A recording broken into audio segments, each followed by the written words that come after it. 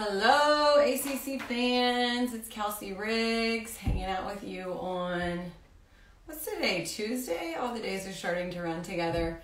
We're getting ready to do some North Carolina trivia, and I am super excited about this guest that's joining me today.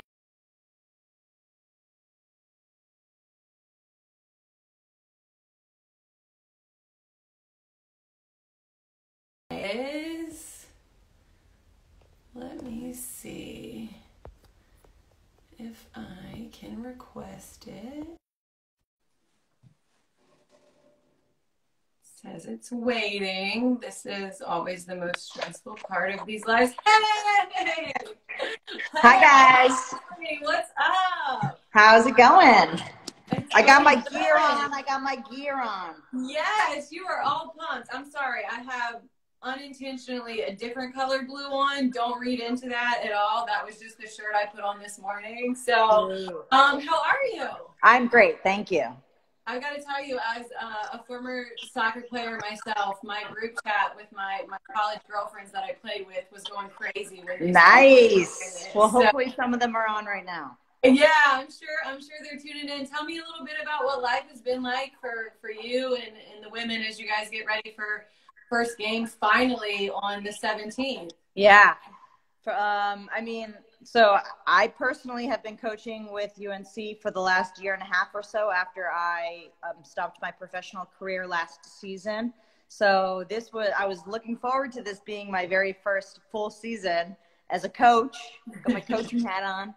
But, that didn't really go as smoothly as we all would have hoped.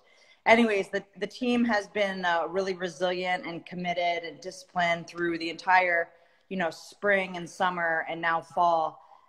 We've been so happy to be back on the pitch doing what we love to do, obviously with taking all precautions necessary. And yes, we open our season on the 17th. Which is this Thursday against Wake Forest at our place. So I know that the players are excited to have another team to play against now, as they've been beating up on each other for the last month or so of extended preseason. You definitely get tired of those inter-squad scrimmages after a little while. What has it been like for you being back in coaching with your former coach? It's been so cool. I mean, UNC and Anson and the soccer program have been a really important part of my life for, essentially half my life. I was here with the team. 2003 was my freshman season, and 2006 was my senior season. And, since playing at Carolina, I always came back quite a bit and visited and saw friends. But about 5 or 6 years ago, my husband and I, who I also met at Carolina, he played on the lacrosse team, decided to move back here full time. So we bought a house back here, and I was kind of weaved in throughout the program. But until last season, I became, an official part of the team. And I mean, what better coaching staff to work with than Anson Dorrance? He's one of the most winning coaches in college sports history.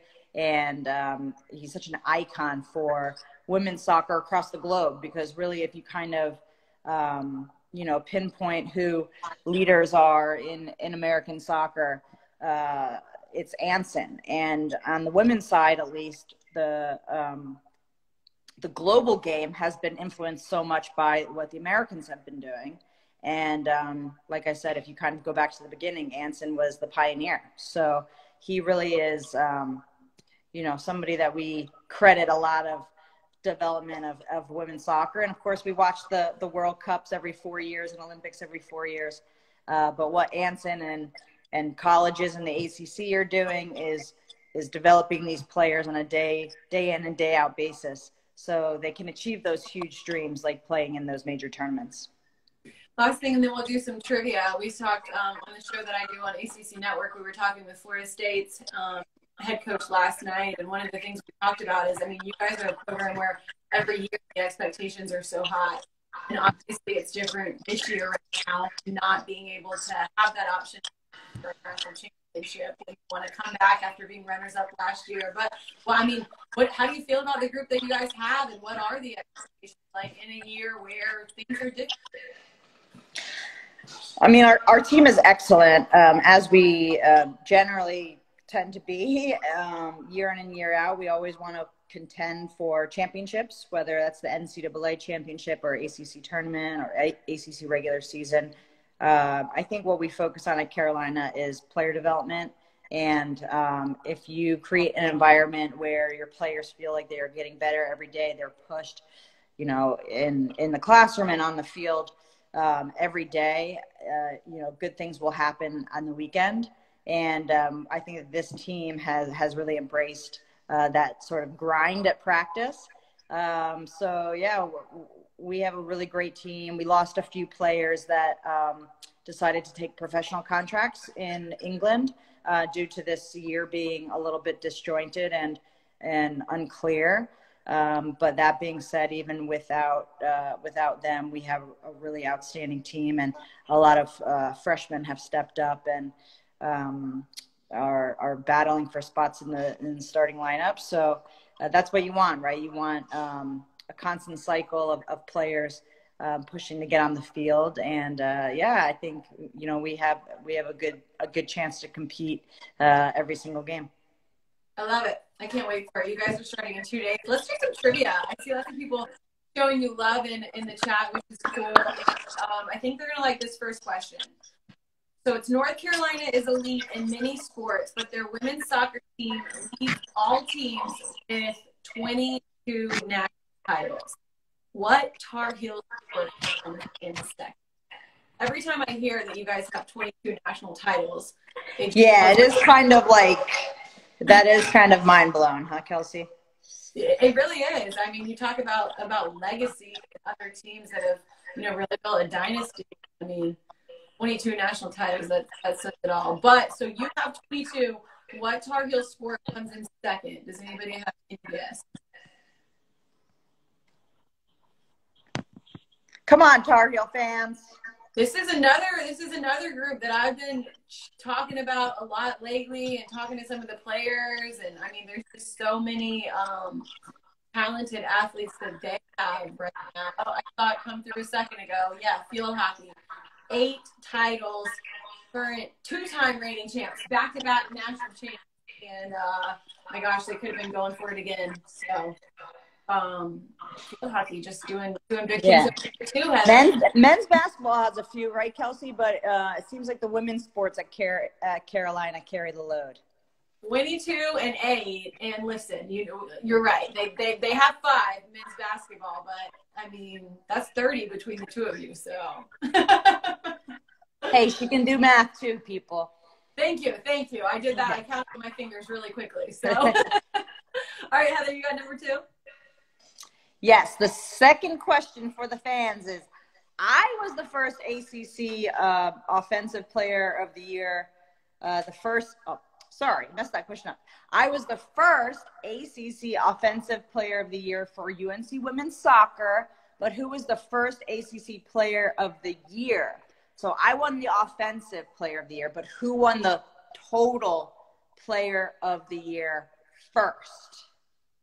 Would you have known this? Kind of a big deal. Would I have known this? Just off the top of your head, would you have known it? Well, she's one of the most iconic women's soccer players ever, and she went to Carolina. Oh, we got a winner. Yes, Mia Hamm. She won the award in 1990, 1992, and 1993. So she was the absolute best player in the conference those 3 seasons. Probably in 91 too, but who knows? Something happened with the voting that year. Somebody messed it up that year, I'm sure. Okay, number 3.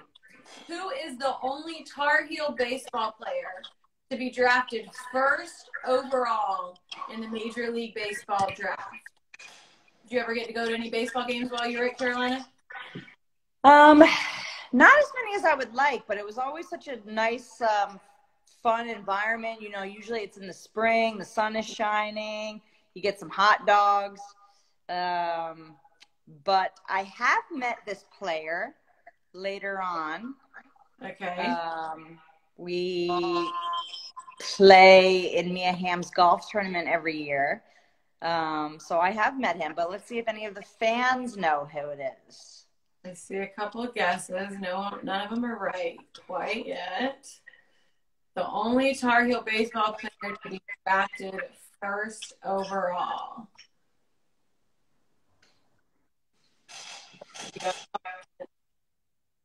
There it is. BJ Surhoff. And you said you play golf. How's his golf swing? I think he's a pretty good golfer. Much better than mine. I'm a hack out there on the course. One time I even lost a club. I hit one of my golf clubs against a tree by accident. Usually people judge a good day of golf if they lose a ball, but I guess that I had to up the ante and judge a good day of golf if I didn't lose a club. No, I'm not a very good golfer, but BJ's got some game. Most people lose a club when they get very angry and hit it up in the street. Yeah, exactly. The talent to just Mine was just on the backswing. Right. Okay, here's question number 4, fans. Which Tar Heel club team became a varsity team only after getting a petition in 1979? It was a club team, then it became a varsity team in 1979. What sport? Hit. Guess. Jamie Watson, you know this one. Let's see if he's still on. Yeah! Nicely done, Jamie. Yes. Jamie was a men's player at Carolina when I was in school as well. Okay. Good job, Jamie. Yes, women's soccer. I guess I should say women's soccer. It started as a club team. Anson Dorrance was the coach, and then he took them varsity, and he's been the only coach that they've ever had as the head coach. How cool is that? Legendary. Okay, speaking of legendary, let's do some more. We've got some basketball. Which Tar Heel men's basketball player is the all-time ACC leader in points? Ooh, I just saw this guy at the cafe yesterday. Did you really? See, so that's a hint too. I like it. Yes. He lives here in Chapel Hill. He's very tall. All-time ACC leader in points. When you're talking basketball, there's a lot to pick from too, but this guy's name is all over the record books there. I know y'all gotta have some guesses. There's plenty to choose from. Hey, Psycho T. Yes, Austin. Yes, Psycho T. Tyler Hansborough. Well done, Austin Deleuze. Love it. About 100 more than JJ Redick, who's in second place. So I mean, he's hanging on to that by 100. Pretty good. Nice. Okay. This one's a toughie. Very hard. Maybe. Okay. Which UNC women's basketball has one national title? They beat Louisiana Tech in '94. Who hit the game-winning shot in that game? It was a real nail-biter. It came down to the end. Which female player scored right at the buzzer? Quick Google search. Come on, people. 1994, one national title. First name is a city in North Carolina. Yes, on the other side of the state. No, not Abby Wambach. That was a ridiculous guess. Yes, Charlotte Smith. Well done. She hit the game winner right at the end. Okay, number 7. Which North Carolina coach won a national title as a player for Fog Allen at Kansas? So a North Carolina coach who won a national title as a player in Kansas? It was a little complicated, but I feel like they can probably. Yeah, there's probably two reasonable guesses for coaches that have been at Kansas. Roy, that's one. And the other guess, would be Dean. Exactly. 2 national titles as a head coach for North Carolina and 11 Final Fours, and then got to win as a player. So that's what you're going for now. Now you want to get one right now. Well, I guess hopefully soon. Maybe not this year. There are no national titles this year. Exactly. We were very close last season. We got to the national championship game. We lost in penalty kicks, so you can't get much closer to that. But as soon as we have another national championship, I hope to add one as a coach. Love it. Okay, women's soccer fans, you guys probably can guess this one. Who is the most recent UNC soccer player to win the Hermann Trophy? She won it in 2012.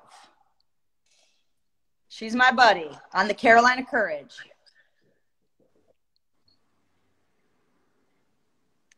2012 Hermann Trophy winner.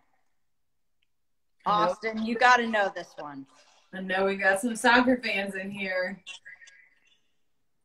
No, not Tobin. Nope. A good guess. No, Abby Dahlkemper did not go to Carolina. She went to UCLA, sorry. 2012. There we go. Dope Stallion with Crystal Dunn. Yes, Dope Stallion. You guessed it. Okay, a couple more here. Go ahead, Kelsey. Number 9. UNC baseball made the College World Series finals back-to-back years in 2006 and 2007. Who did they lose to both years? This one stings a little. So if you're a big baseball fan for North Carolina, then you're going to remember back-to-back years, and this team took them out both years.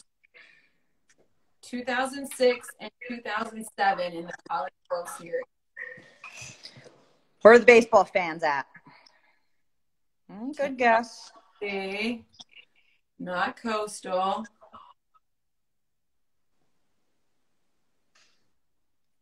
You don't have anything else? 2006 and 2007 College World Series finals, back-to-back years. No. Yep, there it is. Oregon State. That one stings a little, so maybe we should end on a high note, right? Yeah. Oh, there we go. Just a little bit late with the Oregon State. Yeah. Okay, last question. We're going to football, American football now. Who has the most passing yards in a single Tar Heel season? Carolina football fans. Most passing yards in one season. If they're fans lately, then you would probably guess the more recent player that's really blowing up and leading things for Carolina. We've talked about him a whole lot. Sam Howell is who you would think, right? Oh, we got some people chirping in with Sam Howell. Yep, he's pretty awesome, but he still trails one man. Yeah, there we go, Jamie Watson. Mitch Chabruski. He knows the football and the soccer, all of the American football and the other football. Are you gonna get to? Well, no, I guess you can. I keep forgetting this weird world. I was gonna say, do you ever go to any football games? But the Heels already had a game, so no fans this season, but we'll be supporting them on social media and trying to watch on the ACC network. And yes, there it is, as much as we can. Yeah, I mean, it's a unique season, but it's really important to show these athletes some love. So we will find ways to do so. For sure. Yep. They just beat Syracuse, and so that was, I guess, game number 1, and now we're on to Saturday and a full slate of football, and then as mentioned, 2 more days, and you guys kick things off on Thursday night. So Heather, seeing that, and I so appreciate your time. It was a lot of fun, and thanks to everybody who chimed in guessing. We had some good guesses. Yeah, thanks guys, and go Heels. Thanks for everybody for saying hi and playing our trivia. Awesome. Thanks, Heather. Yep. See you guys. See ya.